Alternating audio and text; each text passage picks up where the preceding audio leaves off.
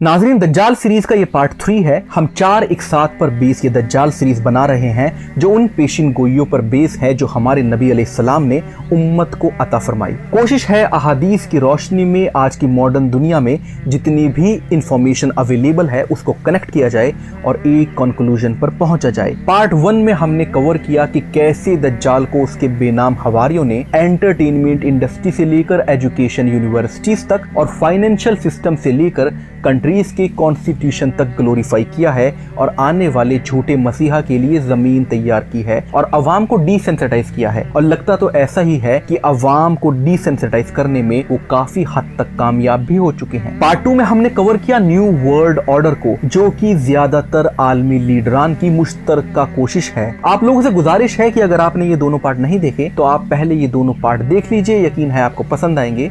Link description में है। Part 3 में हम डिस्कस करेंगे किंगडम ऑफ दज्जाल। यकीनन दज्जाल कुछ साल के लिए जमीन पर आएगा और एक ग्लोबल किंगडम को एस्टेब्लिश करने की कोशिश करेगा। कैसा होगा ये किंगडम, क्या इंतजामात होंगे और क्या होगा कानून, यही डिस्कस करेंगे आज की वीडियो में। आप हमारे साथ आखिर तक बने रहें। नाजरीन, ऐसा कोई जमाना न गुजरा जब दज्जाल के बारे में बात न की गई हो, जैसे आज हम YouTube पर सीरीज बनाकर दज्जाल के बारे में लोगों को आगाह कर रहे हैं। ऐसे ही लगातार दज्जाल का जिक्र पास में भी किया गया है। 13 सदी तक दज्जाल के बारे में उलेमा मिंबर से बयान करते रहे। दज्जाल टॉपिक ही इतना अनप्रिडिक्टेबल है कि नबी अलैहिस्सलाम के जमाने में एक लड़के के बारे में नबी अलैहिस्सलाम को बताया गया जिसका नाम इब्ने सय्याद था और इसके बारे में सहाबा शक करते थे कि ये दज्जाल है। हत्ता कि नबी अलैहिस्सलाम इब्ने सय्याद से मिलने भी गए। इस किस्से के बारे में अगर आपको नहीं मालूम तो आप YouTube पर सर्च कर लीजिए, काफी सारी वीडियो ऑलरेडी मौजूद। 13 सदी तक लगातार दज्जाल के बारे में बड़े गैर मामूली और हैरान कुन खिताब होते रहे। फॉर एग्जाम्पल, दज्जाल जब बोलेगा तो मशरिक से लेकर मगरिब तक उसको सब सुन लेंगे। 13 सदी तक लगातार ये मूजज़े जैसा लगता था, लेकिन आज की डेट में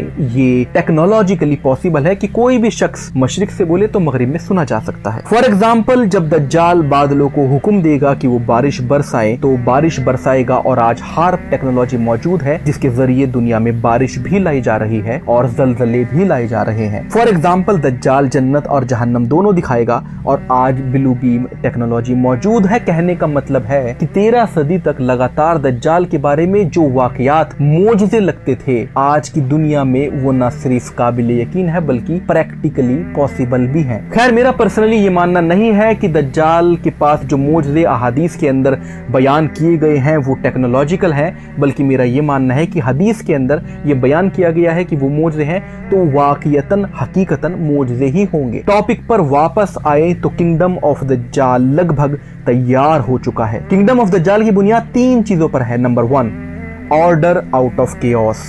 number 2, establishment of kingdom of Dajjal and number 3, law of no law. सबसे पहले ऑर्डर आउट ऑफ केओस को डिस्कस करते हैं।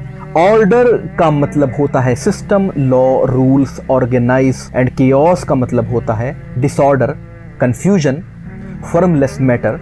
केओस को हिंदी में कहते हैं गड़बड़ और केओस को उर्दू में कहते हैं अफरा तफरी। ऑर्डर आउट ऑफ केओस का मतलब है दुनिया में किसी भी शोबे में अगर आपको हुकूमत करनी है तो पहले डिसऑर्डर, कंफ्यूजन, गड़बड़, अफरा तफरी फैला दो। अगर आप ये फसाद बर्पा करने में कामयाब हो गए तो आप उस शोबे में राज कर लेंगे। ये तरीका है फ्री मेसनरी का। ऑर्डर आउट ऑफ केओस को एक मूवी में बड़े अच्छे से एक्सप्लेन किया गया है। इस मूवी के अंदर ये शख्स ऑर्डर आउट ऑफ केओस को कुछ इस तरीके से बता रहा है।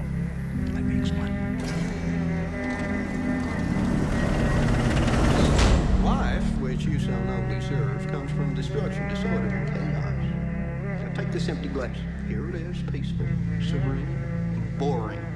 But if it is destroyed. इसका कहना है जिंदगी को जीने के लिए बर्बादी बड़ी जरूरी है। कुछ आबाद करने के लिए कुछ बर्बाद करना पड़ता है। मिसाल के तौर पर इस गिलास को लीजिए, अभी तक ये खाली है और बड़े पीसफुली रखा हुआ है। अमन, शांति, पीस बड़ी बोरिंग चीज है। लेकिन अगर मैं इस गिलास को तोड़ दूं तो इसके बिखरे हुए कांच के टुकड़ों को साफ करने के लिए हलचल मच जाएगी। किसी इंजीनियर की जरूरत पड़ेगी जो इस टूटे हुए गिलास के टुकड़ों से फिर से गिलास बनाए। तबाही से मची हुई बर्बादी को ठीक करने के लिए कुछ लोगों की जरूरत पड़ेगी जिनसे उसको पैसा मिलेगा और वो अपनी फैमिली के खर्चे चला पाएंगे। इसीलिए मैं डिस्ट्रैक्शन करता हूँ ताकि कुछ कंस्ट्रक्शन की जा सके। ये कंसेप्ट मूवी फिफ्थ एलिमेंट में दिखाया गया है, ऑर्डर आउट ऑफ केओस का, और मैंने इसको एक्सप्लेन करने के लिए इस मूवी के फुटेज का इस्तेमाल किया। किंगडम ऑफ दज्जाल भी ऑर्डर आउट ऑफ केओस का ही नतीजा होगा। गौरतलब है कि इस्लाम में दज्जाल को अल मसीह अद-दज्जाल कहा गया है, यानी झूठा मसीहा। मीन्स वो इंसानियत के सामने अपने आप को मसीहा बनाकर पेश करेगा, लेकिन दरअसल वो झूठा होगा। मसीहा का मतलब होता है प्रॉब्लम को मिरेकुलस वे से ठीक कर देना। इसीलिए दुनिया के सामने आने वाले बहरूपिये दज्जाल को मसीहा साबित करने के लिए दुनिया को बर्बाद करने की भरपूर कोशिश की गई, और काफी हद तक दुनिया को बर्बाद कर भी दिया गया है। गो कि हम इसी बर्बाद दुनिया में रहते हैं, तो इसीलिए हम इस बर्बादी के लिए डिसेंसिटाइज हो चुके हैं। हमें ये बर्बादी उतनी मालूम नहीं पड़ती जितनी ये बर्बाद है। किस हद तक दुनिया को बर्बाद किया गया है, इसके लिए मैं आपको चंद मिसाल और कुछ आंकड़े पेश करता हूं। और ये बर्बादी जानबूझकर स्ट्रेटेजिकली टेक्निकली इसीलिए की गई ताकि दज्जाल आकर इन प्रॉब्लम्स को, इन केओस को ठीक करे और इंसानियत के सामने खुद को खुद मुख्तार मसीहा बनाकर पेश करे। कुछ केओस है जो दुनिया में बर्पा हो चुका है और कुछ केओस है जो बर्पा होना बाकी है। पहले बात करते हैं उस केओस के बारे में जो दुनिया में बर्पा हो चुका है और जिसके लिए इंसानियत काफी हद तक डिसेंसिटाइज भी हो चुकी है। Chaos number 1, human health chaos. Number 2, environmental chaos. Number 3, Wars. Human health chaos की दो सब कैटेगरी है, number 1 physical and number 2 mental. Mental chaos एक बिग सब्जेक्ट है और इसीलिए आज हम फिजिकल केओस पर ही महदूद रहेंगे। आपको जानकर हैरानी होगी कि ह्यूमन हेल्थ एक्सपर्ट के हिसाब से आज की डेट में हर पर्सन प्यूबरिटी की एज के बाद कम से कम 5 साल से लेकर 20 साल तक ज्यादा बूढ़ा है। यानी आज की डेट में वो हेल्थ जो एक 30 साल के पर्सन की है, 100 साल पहले वही हेल्थ एक 45-50 साल के पर्सन की हुआ करती थी। हर इंसान अपनी उम्र से कम 5 से 20 साल तक ज्यादा बूढ़ा है। यानी अगर आप 20 साल के हैं तो आपकी वैसी ही हेल्थ है जो पिछली सदी में एक 35 साल की उम्र के पर्सन की होती थी, और ये मैं एवैन नहीं कह रहा। CNN की इस रिपोर्ट को देखिए। नवंबर 2022 में पब्लिश इस रिपोर्ट के हिसाब से पिछले 50 साल में मेल एस काउंट S-काउंट 50% गिर गया है। जितना आज मर्द औरत को देखकर डिसेंसिटाइज है,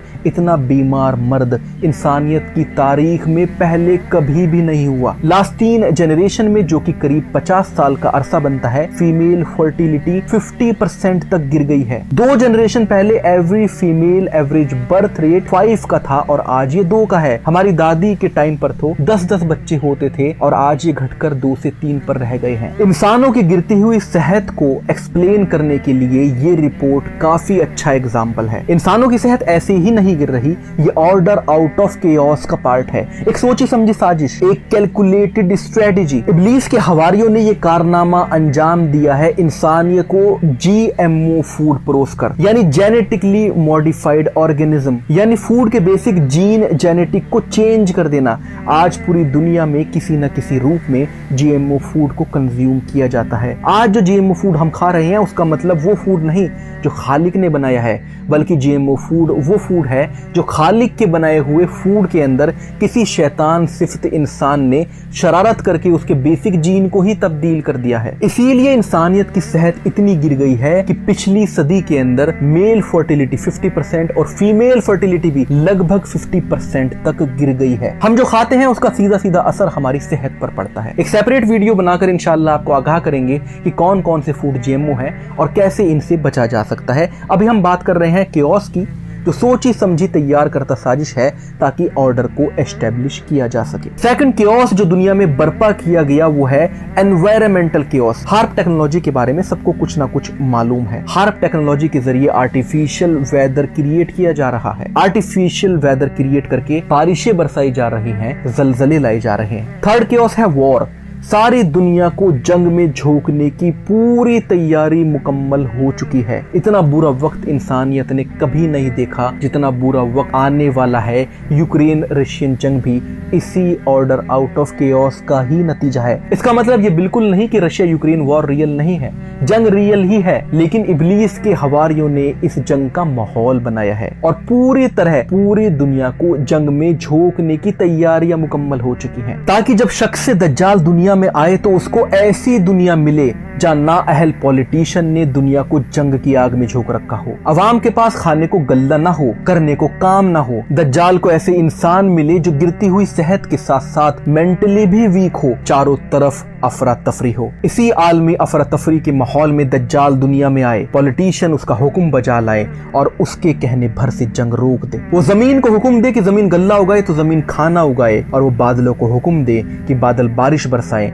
तो बादल बारिश बरसाएं। उसके छूने भर से बीमार शिफायाब हो जाएं और उसके करे दुनिया में अमन कायम हो जाए। एक बड़ी जमात पावरफुल लीडर की, एंटरटेनर की, पॉलिटिशियन की, इन्फ्लुएंसर की उसकी तारीफ में कसीदे पड़े और फिर दज्जाल को क्राउन मसीहा घोषित कर दिया जाए। ये मंसूबा है इब्लीस के हवारियों का किंगडम ऑफ दज्जाल को एस्टेब्लिश करने का। मंसूबा है, होगा वही जो अल्लाह ने तय किया है। वीडियो की शुरुआत में मैंने आपसे 3 पॉइंट का जिक्र किया। Number 1, order out of chaos. Number 2, establishment of kingdom of Dajjal. Number 3, law of no law. Kingdom of Dajjal को एस्टेब्लिश करने के बाद दुनिया में एक मूवमेंट चलाया जाएगा जिसमें सारी दुनिया को एक लीडर, एक लॉ के अंडर में मुत्तहिद करने की कोशिश की जाएगी। यही डिस्कस करेंगे इंशाल्लाह अपने नेक्स्ट और लास्ट वीडियो में दज्जाल सीरीज के लास्ट पार्ट में। ये भी डिस्कस करेंगे कि कैसे इमाम मेहदी और हजरत ईसा दज्जाल को कत्ल करेंगे और निजाम इलाही को एस्टेब्लिश कर देंगे। आप मुझे इजाजत दें आज के लिए।